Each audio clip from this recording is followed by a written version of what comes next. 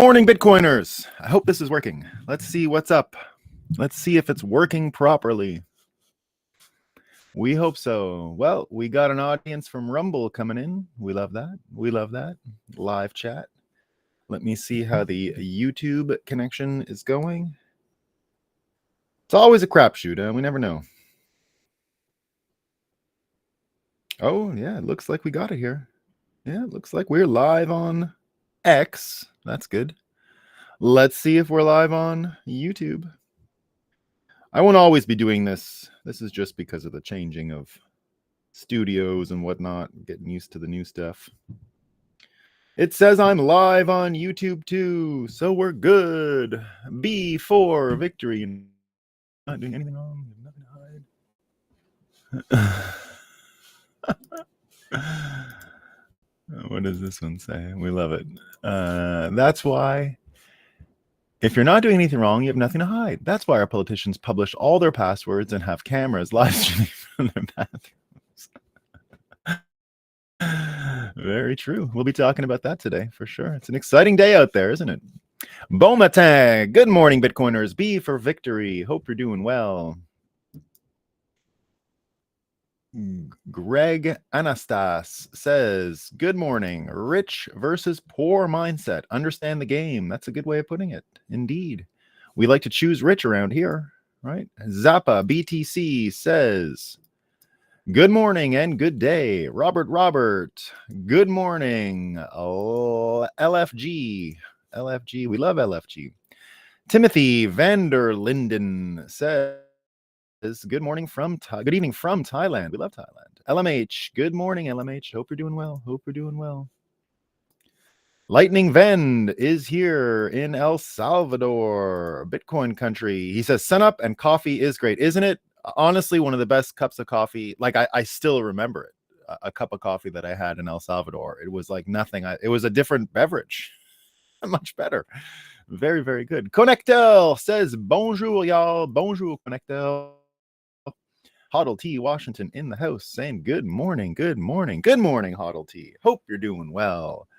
We've got P-Man letting us know that the sunshine is beautiful in Montreal. You shall see many sunshines from the studio in Montreal that we have. Today we are not there.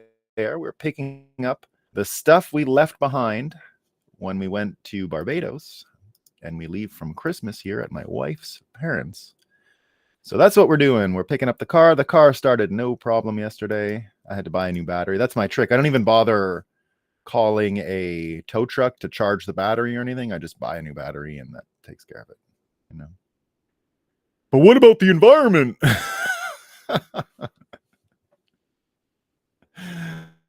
Greg says, good morning. Oh, no, what did I just do? I unpinned your quote, Greg. Good morning, Nolan and crew. Hits different being here live with the Breakup crew. Let's have a day. Indeed, we're going to have a great day today. We have one of the best Moscow times you'll ever hear.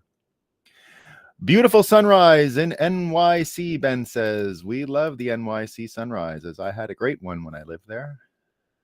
Lived in the Rockaways for a little while. You know, we love it. Speaking of the sunrise, let's acknowledge that even though I'm in a basement, even though my family said you can't do the show because I take over the whole house, and they politely showed me this room during the Christmas holidays when we were here, still works pretty fine for my purposes. I have to run a hard wire there. But the sun is up. I can see it through the crack in the basement window here. We've got a major sunrise on our hands, and Bitcoin, despite the Samurai wallet shutdown, is operating just fine. All that's left for us to do is have a coffee and talk about what's new.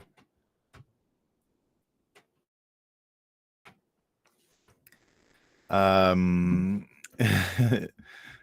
best to toss the old battery in the ocean. Yeah, I'll do something cool with it like that. Yeah, maybe in somewhere useless.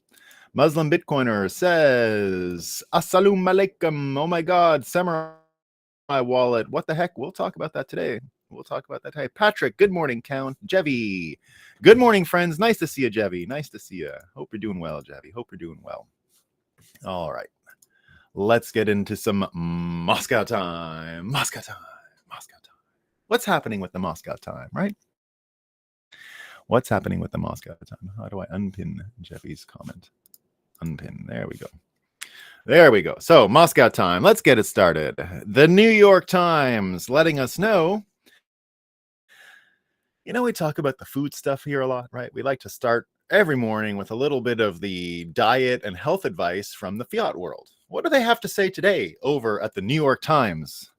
Let them eat everything. In the age of Ozempic, the fat activist Virginia Soul Smith is inspiring and infuriating her followers. What else do we have from them? In the age of, have I seen it? In the age of Ozempic, Virginia Soul Smith has become one of the country's most visible fat activists, calling out bias and discrimination people in bigger bodies face, especially from doctors and research scientists. So there you go, everyone. Those doctors and the research scientists are super biased. We're not fat shaming. We're just reading the headlines from the New York Times, right? And that's it. This one's great. Science. IQ scores are falling due to environmental factors, study finds. They're blaming the stupid people for the climate change for the stupid people. It sounds, but I feel like this might be one of those cases of wet streets cause rain, right? I think they might have got the science a little backwards here, right?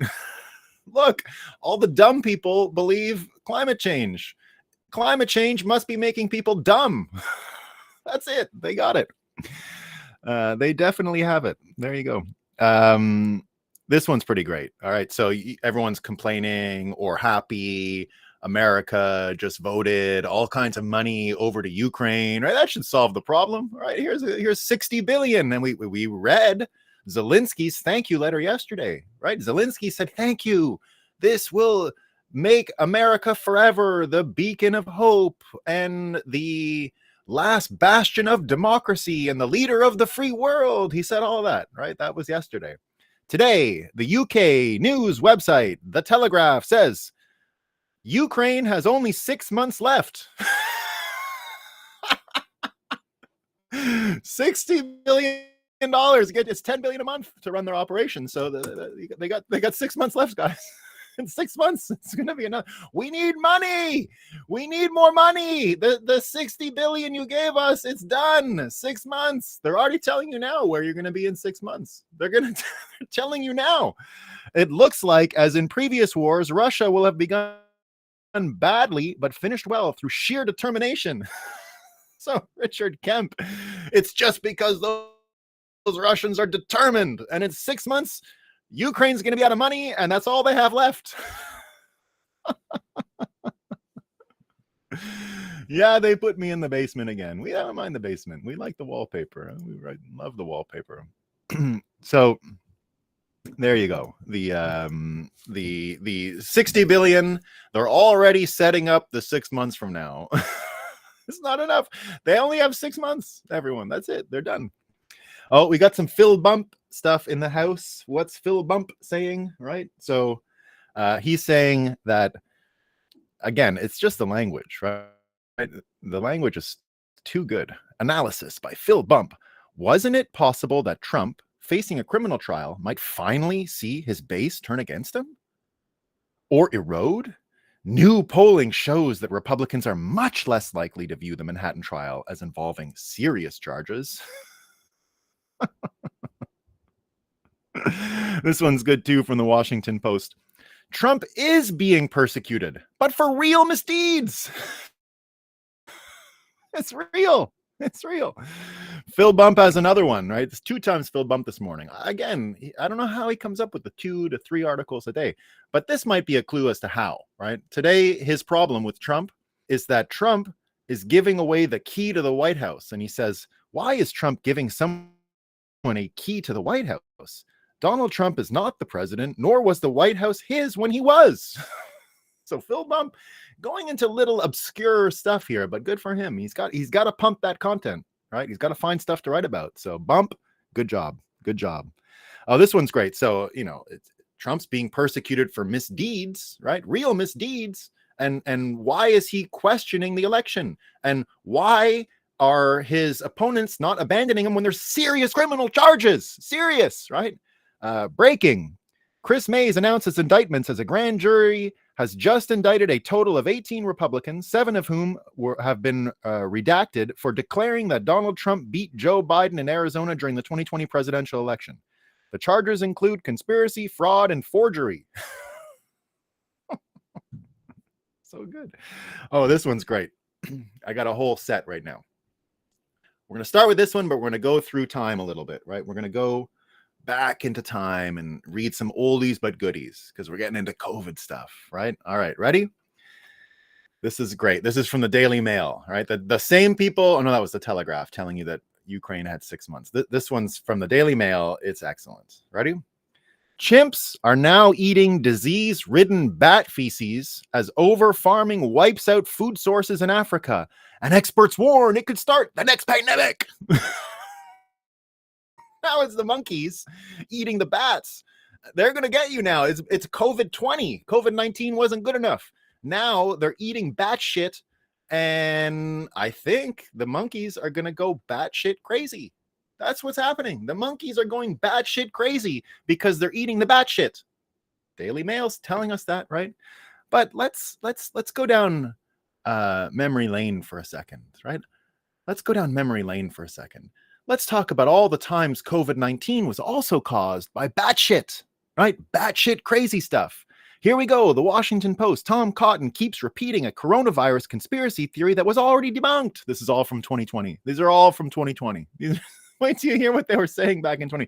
So Drew Holden, because we're going to talk about it in a second, there's been some revelations about COVID. Now, everybody here is smart enough to know the batshit crazy people who believe that batshit caused COVID are stupid, right? We all know. We're not dumb here, right? We know that.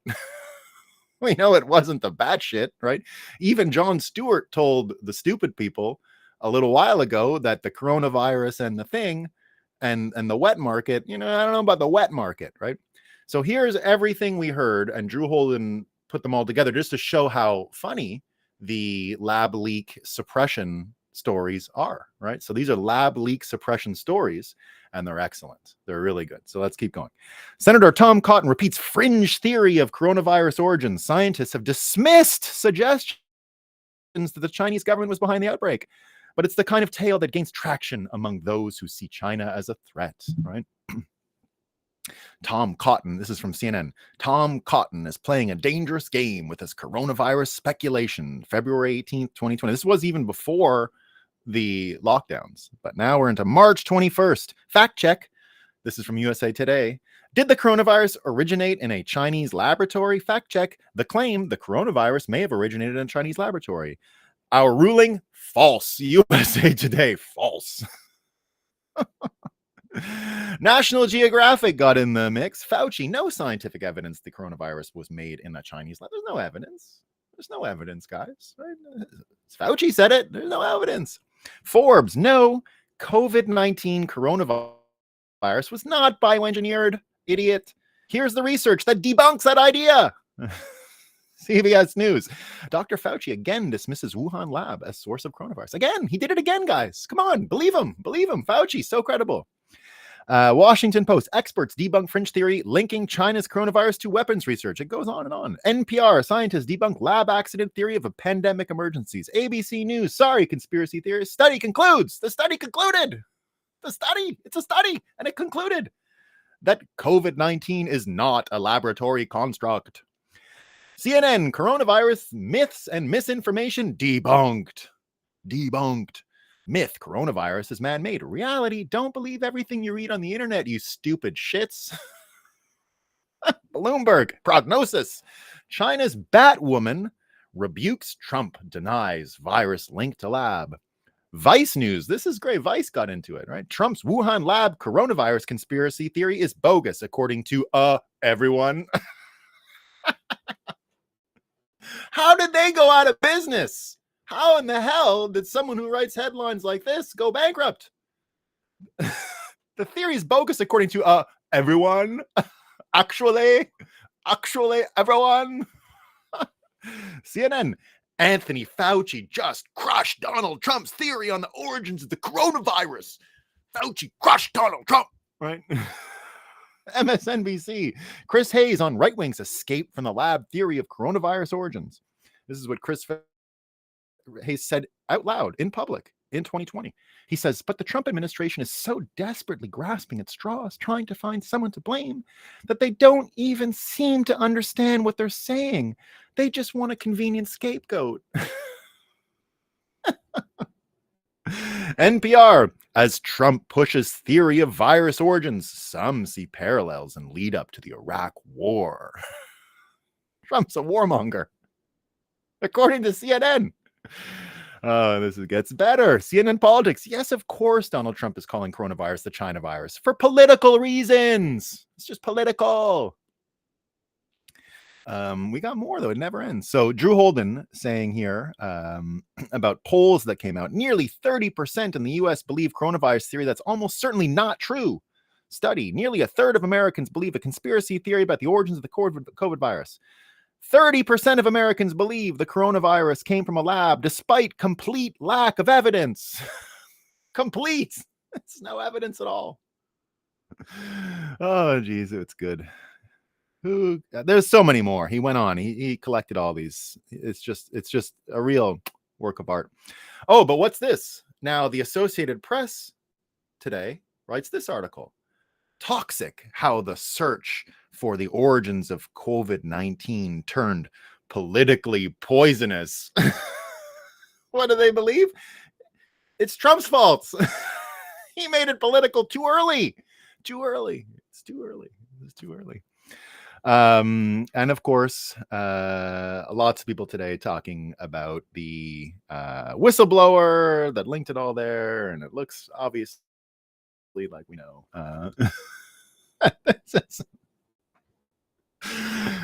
There you go. So that's COVID. What a great credible system we have, right? So all kinds of people, I guess they found some kind of seam in the gene, or I can't explain it to you, but it looks absolutely conclusive. No doubt about it. Lab created. Not that you needed to know that. We all knew that, right? It's like I'm repeating the news. I think we knew it was man-made in 2020 already. I think when everyone was saying it at the time, it was fairly obvious in 2020. I've never been under the impression it was anything but man-made. So, but maybe I'm an idiot.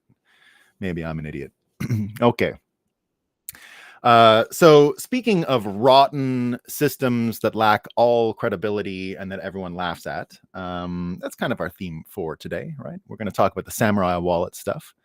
But first, let's do a slow build to that, right? We just talked about all the credibility that doctors have when it comes to COVID-19. And again, we have to thank whoever created this virus, because the accelerationism at the heart of COVID is one beautiful thing to behold, because it's sort of aligning everything towards the same collision course and the same sort of, let's call it, final destination for the fiat world, right? We're watching the fiat apocalypse. And the fiat apocalypse happens as institutions and personalities that are built on the credentials that those institutions bestow, universities, media, all this stuff, as this all crumbles, or in this important case, the seal of the government. Remember, the seal they put on the money is the full faith and confidence in the United States government, right? And so those institutions have to project and propagate that full faith and confidence, right? This was a very favorite, ironic line that Andreas Antonopoulos used to use. He used to say it in his old speeches, the full faith and confidence, right? It used to sound, when he said it 10 years ago, you would say, well, he's walking a tightrope here, right? You'd watch it to see how he criticized the government and to see how he criticized all of these institutions. Nowadays, if he'd say it, you'd just be like, yeah, sure. It's not even the same planet, right? But here's what we learned. Now, this comes from a unmasking that happened with the, I think the boxes hoax. I think we're talking about the boxes hoax for Trump here. But we've got a judge, comes from Kaneko the Great, saying, unsealed docs expose early collaboration between archives Biden White House in Trump prosecution. Just weeks after learning Joe Biden had improperly retained government documents, his administration began working with federal bureaucrats in the spring and fall of 2021 to increase pressure on Donald Trump for similar issues and eventually prompt a criminal prosecution of the 45th president, according to government memos newly unsealed by a federal judge. So the judge came out and unsealed all these yesterday. The correspondence released this week by U.S. District Judge Eileen Cannon in Florida provide the most extensive accounting so far of how the Biden White House worked with federal bureaucrats to escalate pressure on Trump to return documents to the National Archives, even as it was slow-walked similar issues involving their own boss. So here we're seeing the unsealed docs show the collaboration, show that this was a plot, show that it was orchestrated. Now, no NPC normie who reads the fake news is ever going to hear this stuff, right? So this isn't going to affect anyone in the Washington Post viewer or readership base or the New York Times readership base. No one is going to hear this news. This is not some big revelation, right? But what we do see that it's exactly as we thought it was, right? There should be no mysteries about things like this or COVID, right? There should be no mysteries now about just how much the government hates the people and will go out of their way to bend rules, to manipulate, to psyop, to do all of these things. There used to be a time when some of us thought, there were some good people and there were some bad people, and we'll see how it all works out. And, if you just win this time. But it looks like these institutions are corrupt to the core, that the very fundamental values of the separation of the judiciary and the executive branch are completely ignored, and the media will do nothing about it, right? Nothing. They're never going to report on all of these stories. Just a few decades ago, something like this would have actually ended in everyone having to quit. It's way worse than Watergate, what we're seeing just in this release by the judge, just in this unmasking that we saw yesterday, is way worse than anything that ever happened in Watergate, and it's not even close, right? This is actual conspiracy to manipulate the 2024 election after the 2020 election, and we see the exact blueprint. So things are exactly as you would imagine. The whole machine operates exactly as folks like Mike Benz have showed us, right? Now that we see how it operates, it becomes funny. And so go back to the concept here that we started with, that the fiat apocalypse is happening and that the institutions are failing and that the people whose personalities, credibility, and everything are based on these institutions are failing.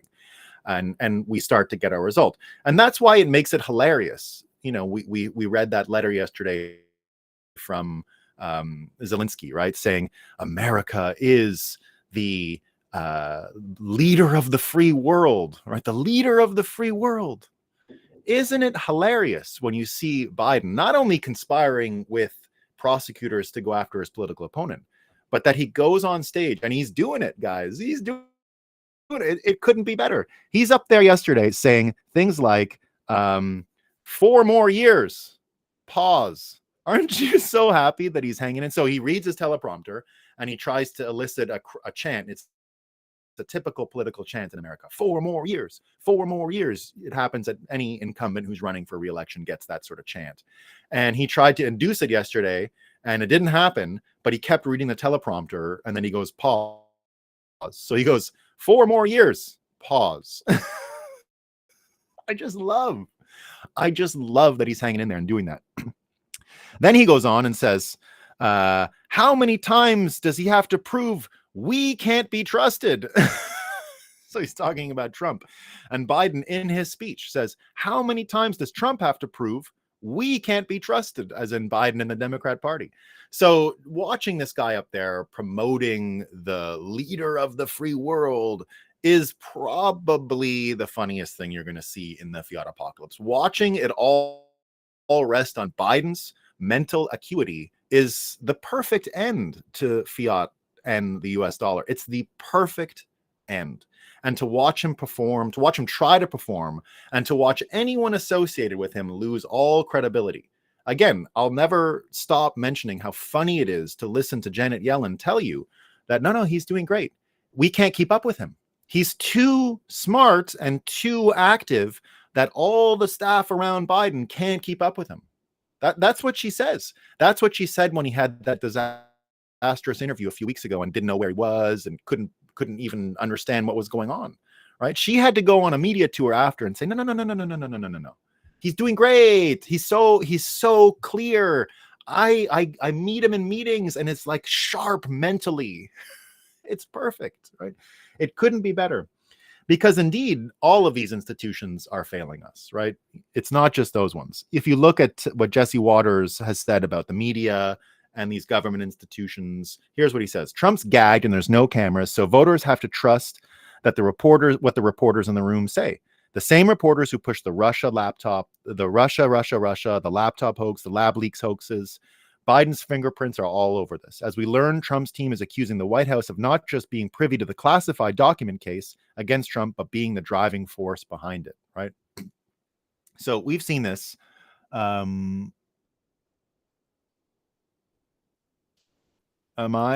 my stream coming? Whoa.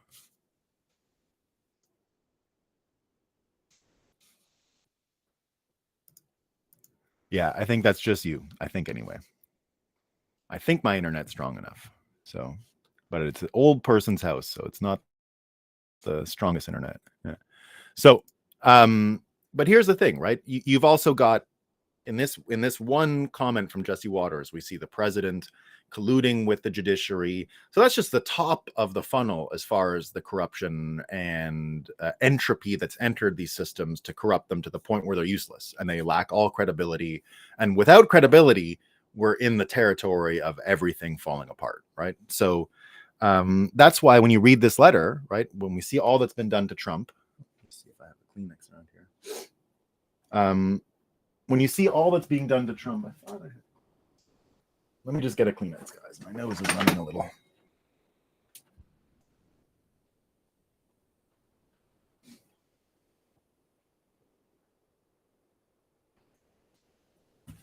Well, can't really find one. That's okay. So here's what we see from the federal, what's it called? The Federal Communications Commission, right? The Federal Communications Commission.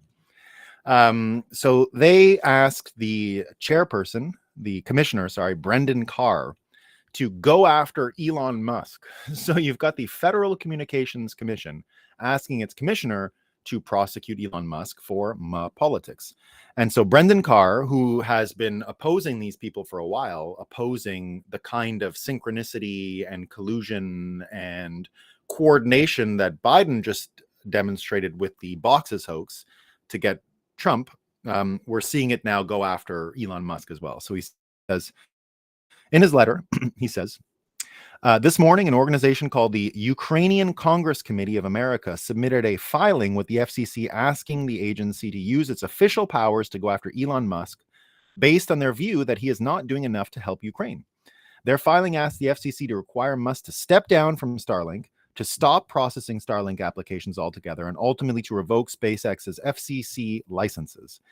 The submission is chock full of sweeping and unmoored allegations about illegal meddling in U.S. foreign policy in Ukraine and complaints about the ways in which Starlink connectivity has been provided within Ukraine.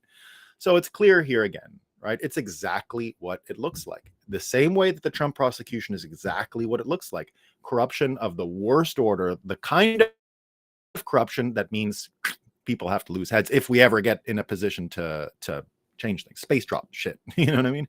So we have that institution just absolutely being a joke. The FCC, whatever attacks happen on Elon Musk have to be filed exactly as attacks on Trump. It's the same story, right? Now move over to move over to NPR. Of course, Christopher Rufo going after the head of NPR the same way he went after the head of Harvard, and he's taken some scalps here, right? And it looks like he's going to get hers. He's found an old article, I'm not sure if it was a audio clip or something she actually wrote, but here's what he says. Catherine Marr helped advance color revolutions in the Middle East and North Africa, arguing that regime change operatives could govern a country by capturing radio stations.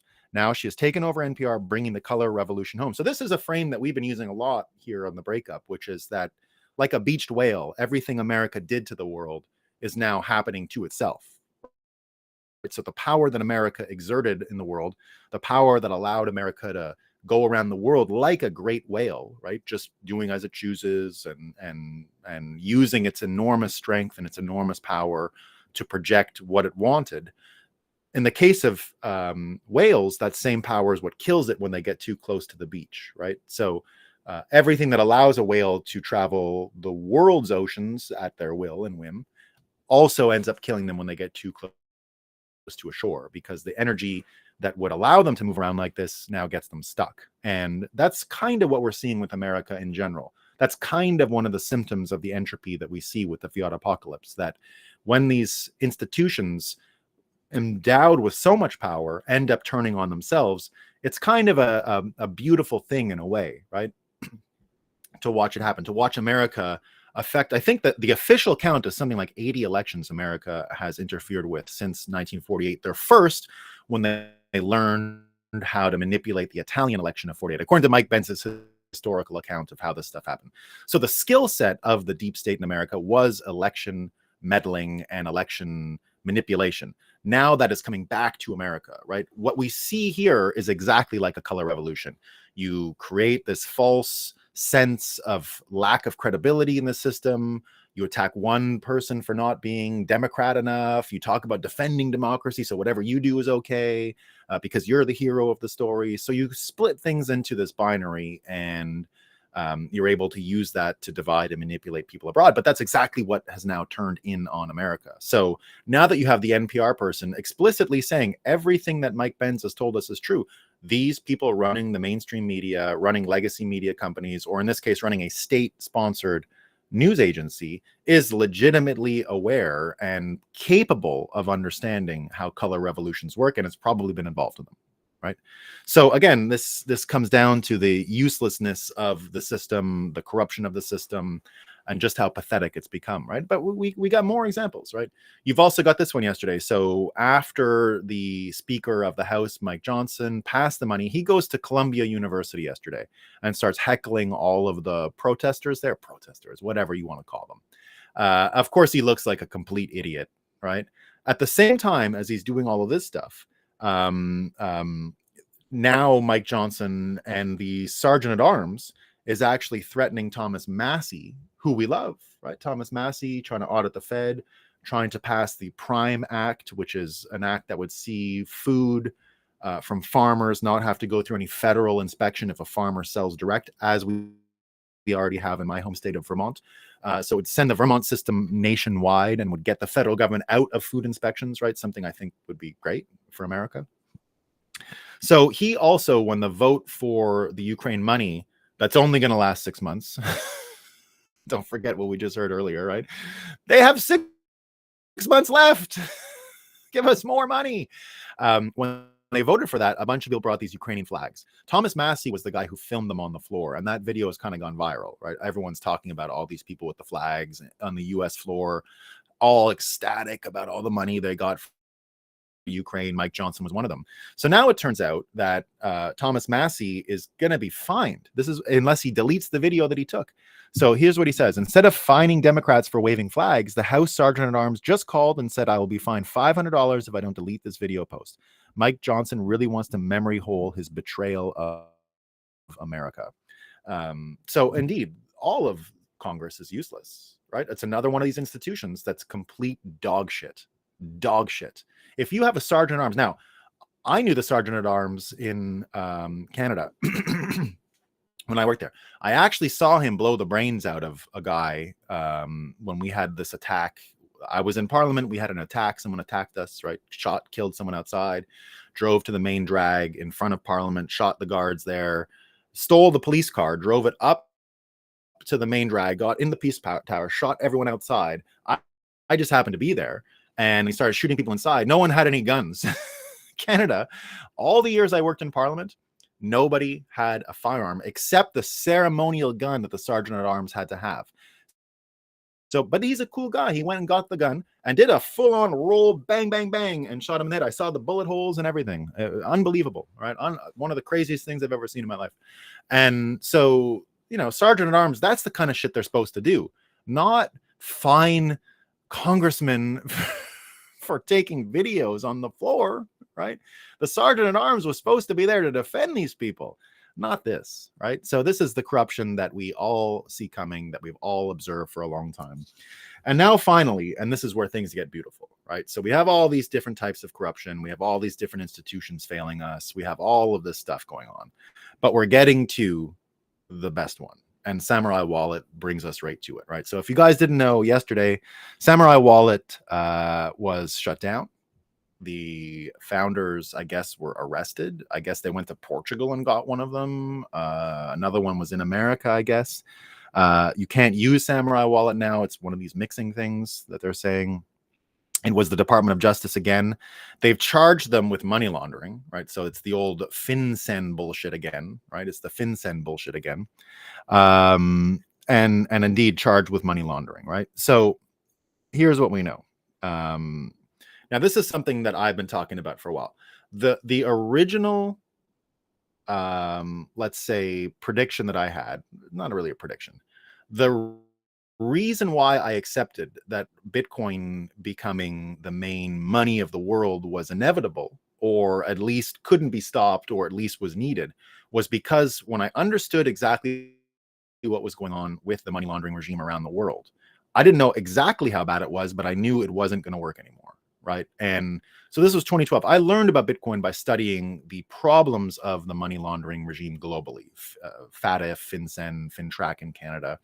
I was asked to do a study on that for the Senate Banking Committee in 2012, learned about Bitcoin, got my Bitcoin study going as a result, because basically I knew that the jig was up, that deputizing the banks wasn't going to work anymore. And cops had to go out and actually solve crimes again, really, not just deputize banks, subpoena a bunch of information, because they weren't even catching anyone with that. What I got the committee to understand, both liberal and conservative, right? So both Democrat and Republican, I got both parties to understand that they weren't actually catching any money launderers. So according to them, money laundering was not a problem, right? It just wasn't happening. They weren't catching anyone. They had a whole system in place, so it must not be there. But of course, every single senator knew this was bullshit. Now, there's a weird thing in Canada where banking is not the same. So Canadian federalism is almost exactly a copy of American federalism, except banking. Banking is a federal jurisdiction in Canada. And so the reason it became a problem for us politically, or the reason I understood it from a political lens, was because the states, the provinces, can actually charter co-ops. Case pops in Quebec is what we call them, a popular deposit institution. Case is like it's not really an account. It's a deposit box, right? Popular deposit boxes. Now, what these basically are co-op banks that you would all recognize. Now, there's a difference in how they're organized corporately, which is they're not run by a head office. Each of them is their own franchise owned by the members. So the members, when you open an account, you have to give a co-op $5 and you're a membership, and you're a member, right? It's like you buy a share for $5. It's hardly anything. It might be more than $5 now, but it was $5 when I was there. It costs $5 to start an account, and you're a member of the case. But the thing is, your information and your membership is not portable just because the brand name exists in other cities or other villages. It's a credit union. Yeah, that's the word I was looking for. A connector. I was looking for a credit union. Yes. But here's the difference. The credit unions in Canada cannot corporatize compliance. They can't corporatize compliance for the anti-money laundering stuff. They can't corporatize FinCEN, FinTrack, FATF stuff. They have to each do it per branch. They can't send it all to their main office. The Canadian banks can. They can put it all into Toronto, where all the corporate head offices are for the banks, and they could consolidate everything and have a few people handle it, and it's not a big institutional problem. But it was for the credit unions, right? The credit unions were unable to do that. And because they're unable to do that, they had to make choices between compliance officers and loan officers. So that's what we were hearing. From a political point of view, this is terrible, right? Listening to a Parisian group and a Washington, D.C. based group telling small Canadian credit unions what they can and can't do and what kind of business they have to run, because compliance had to be the priority. So we saw this as a political wedge issue. I didn't think anything about Bitcoin at the time. This was just before I even knew about Bitcoin, right? This was early 2012. And when I saw this, I knew we had sort of a good political issue on our hands. But as I understood more about the regime as we went on and how it worked and how it functioned, and once you understood Bitcoin, you knew that the capacity to deputize the banks to do the police work was over, and it was going to come to an end. And that eventually Bitcoin was going to seep through the cracks. Now, all of this forced people like me to push Bitcoin to its legal limit to see if it would survive. You had to start imagining, well, what will happen if this thing falls and there's an attack on Bitcoin? And so you start to think of it in those terms. And then you say, well, inevitably, Bitcoin will have to back into freedom of speech because it is a form of speech. Now, you can go and listen to a whole keynote I gave with Willy Woo in 2019 at South by Southwest, specifically on this, right? It's on YouTube. It's got a lot of views. Willy Woo and I did a great job that year. Bitcoin was at an all-time low, so not that many people were interested, but we were able to go over all of this, and it was the inevitable result of Bitcoin merging with freedom of speech. And as Bitcoin merges with freedom of speech and rests on freedom of speech in order to move forward with the First Amendment in the United States, you have the real fight that you want, right? That's ultimately what we're at here. The freedom of speech piece with money being used, or money using freedom of speech to leverage the separation of money and state eventually, right? Because that's where money and state were combined. Money and state have been combined in this way. FinCEN, FinTrack, all of these people, the deputization of the banks, that all goes back to 1964. That all goes back to the assassination of John Kennedy and the beginning of the Bank Privacy Act. And that moment was really about finding why people were complaining about Kennedy, where the protests were coming from, why the false flag of the Gulf of Tonkin, which happened right after Kennedy was killed, was being questioned by so many Americans. They realized as the actual coup of America happened, right, as the actual coup of America happened in 1963, leading into 64, they needed the deputization of the banks and the usurpation of the financial system in order to propagate fiat to maintain this facade of the full faith and credit in the US system. But now it's over. Now we finally get the fight that we've been waiting for. Now Bitcoin has to actually absorb the freedom of speech argument at a level we haven't seen yet. So I anticipate there's going to be a whole bunch of litigation, but we're not hoping for the courts to solve this, or they might, but it doesn't really matter, right? What we need is the conversation to go around this concept of freedom of speech and Bitcoin being absolutely combined, right? So Beauty On puts it perfectly. Beauty On wrote all about this morning. Beauty On is on fire today, by the way. He's just calling out everyone who won't defend Samurai Wallet and everything. And by the way, I helped organize Samurai Wallet's launch. I put it on my show at CoinDesk in New York years ago. It was a big hit. We did the Mesh Network. I put it on right before Wit Diffie that I had. It was it was a little, it was fun. We did a great job. I liked how it all went down. This would have been, I don't know, 2017, maybe something like that. So I've met the team, neat people, great people, had a good time with them. Here's what Beauty On says. Copa coming to Samurai's defense is what I expect to see announced next. This is a historic case that will determine the future of Bitcoin. The high-stakes Samurai case is no different than Bernstein versus the United States and requires a final, definitive answer to the fundamental, already answered question, what is the true nature of all cryptographic operations taking place in computers? And Bitcoin is simply math being performed in computers, and it is literally nothing more than that. The same arguments for Bernstein case apply to Samurai. This should work if the Constitution hasn't changed, and it hasn't. If COPA do not rise to this challenge and defend the underdog, then the floodgates will be opened for the misapplication of money laws to all Bitcoin operations, no matter what they are. At the fundamental level, Bitcoin is speech. This is not semantics. This is a plain statement of fact established in law.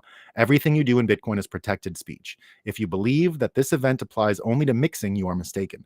The simple act of moving Bitcoin from one address you are known to control and are registered with to another address that is an unregistered Bitcoin address could be constituted as a criminal act in the future if COPA doesn't kill this. And I hope they will kill it with fire. Indeed, that's where things are headed, right? Things are headed exactly to the fight that I think Bitcoiners want. Now, win or lose, if we lose this, it's just corruption, right? We can acknowledge that. But we might be able to win it too, right? But even if that's the case, even if we win this, or even if we don't, remember that all of this credibility, go back to the Andreas Antonopoulos comment, the full faith and credit in the United States system. Even if we lose, no one believes the system anymore. No one believes the SEC. Nobody believes the SEC. Nobody believes the courts. No one believes any of that. Trump has actually destroyed people's faith and credit in the United States. He did it. Trump changed reality in America for this stuff, right? Sergio, pause. What's that? I'm just making fun of the of what I'm just making fun of Biden's quote. Yeah, pause. What's that? Yeah, I'm just trying to mix in funny quotes for the headline. You know, the Last Samurai wallet pause. I don't know. Maybe I could have done without the pause, but it made sense to me at the time. So here's the thing, though. Go back to what we even heard Jerome Powell say when they were asking about BRICS. I've mentioned this many times on the show, right? I think of Powell sometimes as a hostage. I don't know if I'm right about that, right? But he said, no, when they're asking about BRICS, he said, no, it's okay.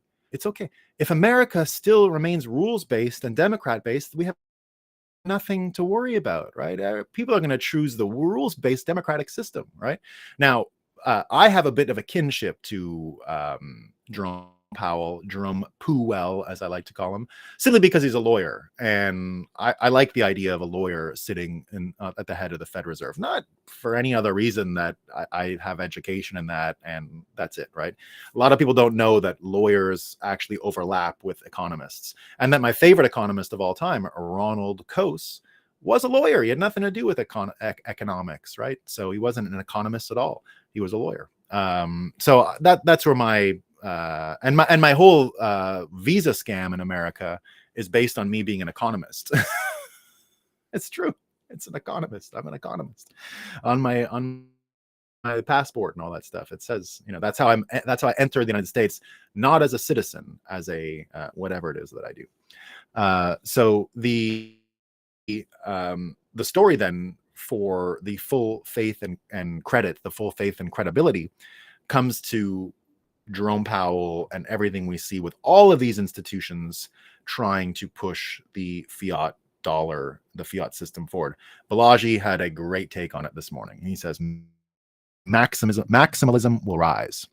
And he says, inflation is a real problem for the regime. It cuts across demographics to cut into their support. And there's really nothing they can do.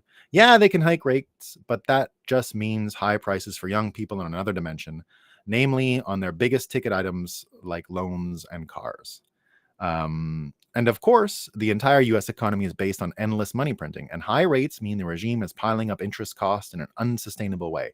As you can see below, can't keep rates elevated forever. All they can do is what they're currently doing, which is manipulating stats and gaslighting the population. First, inflation doesn't exist, then it was transitory, then it was being imminently solved by high rates, and now it's actually good for you or something. Oh, and the other thing they can do is quietly issue record amounts of debt just to prop up the fake economy.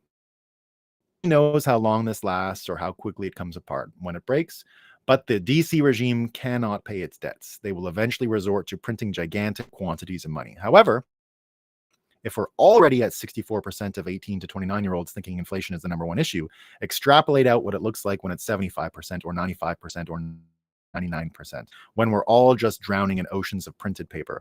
That is the stuff of which revolutions are made. So this isn't really about Biden or Trump. For one thing, both Trump and Biden nominated Chairman Powell. For another, as recent votes show, there is no way any national Republican or Democrat will solve this mess. They are creatures of the state, and any solution to inflation will not come from within the state.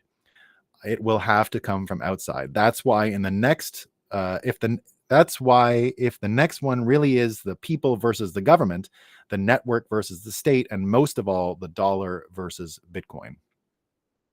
I am no maximalist, he says, but maximalism will rise. And indeed, that's what it looks like is happening, right? Samurai story implies Bitcoin is money. Yeah, it sure does. But I mean, again, we're not going to win this on a like document. Whoops. Oh, right. It's not. I don't think it's going to be that way. What I see happening is the full faith and credit, the credibility of these people will continue to be zero and will not get any better. It's like what you see right now, right? You see all these cases about Biden. You hear about the polls, this demographic, that demographic moving to Trump, right? This, he's winning with Latinos and black men and moms and older women, and but why do the national averages stay the same? Who's Biden gaining, right? So again, it comes down to our inability to even find the elections credible. And if Americans don't find the elections credible at scale, there's no way they're going to find any of the institutions that come from it or the money itself, right? Remember, the whole thing was on the full faith and credit or credibility of the US government. It's over. No one believes these fucking losers. Not even close. They couldn't put back any of these people, right? Humpty Dumpty is broken. There's no, all the king's horses and all the king's men can't put it back together. They're too stupid. It's over. So either it goes fast or it goes slow. Nevertheless, we're about to be in the real pitched battle of freedom of speech. Everything's aligning around that, right? Freedom of speech is everything. We've made money into speech. And by making money speech, you're forcing this issue. You're forcing everything to come into that frame. And there's no way we can lose that. There's just no way. It will force them to either crack down on all freedom of speech, which is already happening, right? So that's a very plausible scenario. It looks like the person in Australia, as Elon Musk said, that commissar of the free speech thing, who says that bloke should be arrested about Elon Musk because of his X thing. So that lady, right, unelected even in Australia, is trying to have a mandate for the world. Who's going to give it to her? Nobody believes these people, right? So they can project all they want. They can have their fits all they want. They can go after Trump all they want. In the end, the credibility of the system, which is required for Fiat to propagate, is over. And it really is just rearranging deck chairs on the Titanic now. So either this happens all crazy, which it could, right? I'm not saying it's not going to be not crazy, but and you should expect it to be crazy because we are entering a period of an apocalypse, of an actual end of a world, an end of a certain time, and it will look absolutely insane to anyone who doesn't see it coming. But everybody here sees it coming, so we know what we're talking about. We know what we're looking at least, right? And so the samurai wallet thing, although awful, I don't want to see any Bitcoiners get arrested. It will inevitably force everyone to see money and speech as connected, and will create the contrast that Bitcoin requires to show that fiat truly is a weapon to manipulate and control, and it is a danger. And that's not obvious to everyone, right? That only became obvious to me when I understood the advantage of Bitcoin to Chinese people and why they weren't mesmerized by patriotism for their money. That's a major advantage the Chinese had already 10 years ago over American Bitcoiners. American Bitcoiners being hypnotized by their patriotism was a real roadblock for Bitcoin 10 years ago. But now that Americans are waking up to the true nature of their country, that they're in the war business, they have been for a long time, and that most of the institutions that were set up for probably noble reasons 80 years ago are so corrupted now that they're just about propagating an evil system. And now I do absolutely believe 100% in American exceptionalism, and that Americans can solve this problem and help free the world, right? But it is not to replace it with another fiat scam and another nation state system. It's nothing like that at all. This has everything to do with the decentralization of America, the elimination of the federal government, and the elimination of almost all federal invented bodies like the SEC, like the FCC, like whoever else is going out, the FinCEN, the FinTrax, all of these motherfuckers, right? They're all done. The federal government is going to be liquidated before any of this stuff on freedom of speech versus Bitcoin catches. So that's the good news, right? All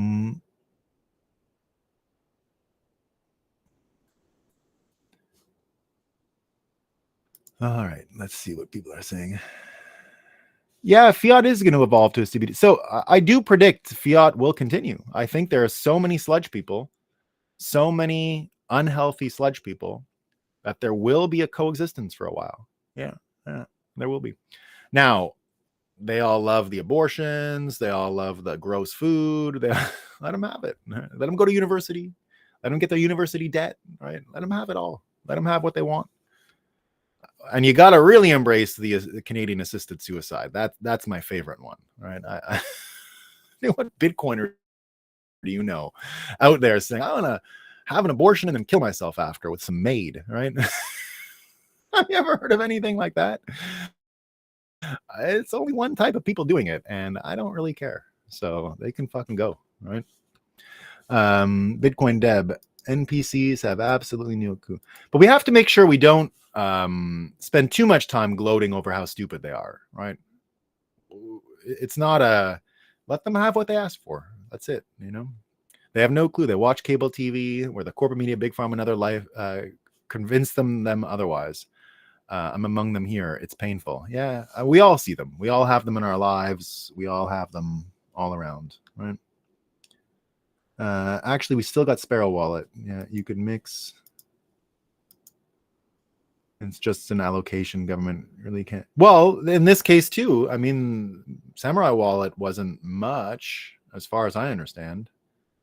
Yeah, afuera.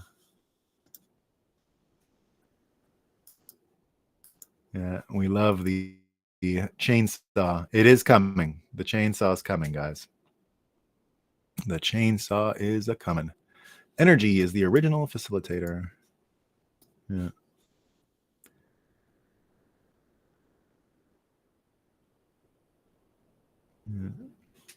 Hammersaw says, because I watch Money. Yeah.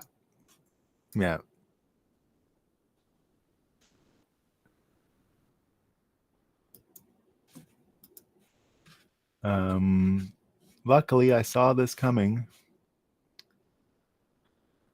and unmixed my shit by sending it to exchange and back before any shit hit the fan. Yeah, good job, Hammersaw. Good job.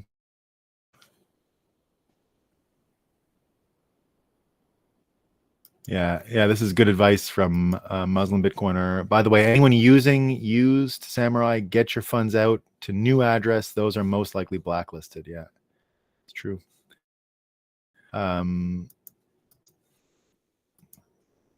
Tornado Cash. Yeah, I've met the Tornado Cash lawyers. You know, that's one of the great things that, speaking of the afuera, the motosierra, the chainsaw stuff. You know, Vivek has this exact idea in mind, the no prosecution of developers. That's part of his actual crypto policy, but of course it's relevant to Bitcoin. And it's for this exact reason, right? Bull plus dog plus bat equals bat shit equals fiat. Yeah. Mike Johnson rescinded the requirement. FY. Yeah, that's fine. Are we we're talking about the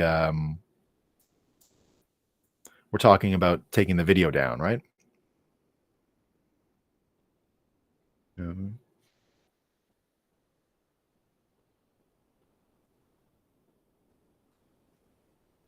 I'm waiting for a SpaceX IPO. Yeah. I don't know if that's going to happen.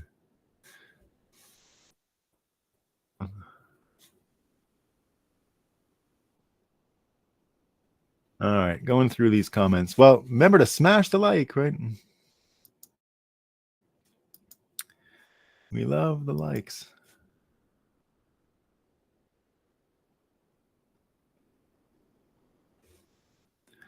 Connector asked me, I don't know.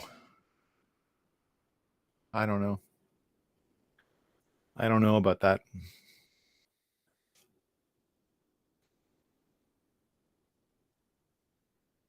Check out Tails plus BTC wallet. I will do that. Bitcoin Deb says, we're talking about the NPCs that she was complaining about. And she says, but your book helps. Thank you, Bitcoin Deb. That's what it's there for. You know, LMH says, having pride in the US. It's clown world stuff. Yeah. All right, team. That's all I got for today. I hope you had a great day. I hope you're having a great day. I got some stuff to do here. I'll be here one more morning, and then we'll be back at the Montreal studios. At the Montreal studios. I call it my Global Studio North. There's Global Studio South, and there's Global Studio Farm. That's what we love. All right, team. I hope you all have a great day, and I shall see you all tomorrow for another Moscow time, a little more of this stuff. Peace.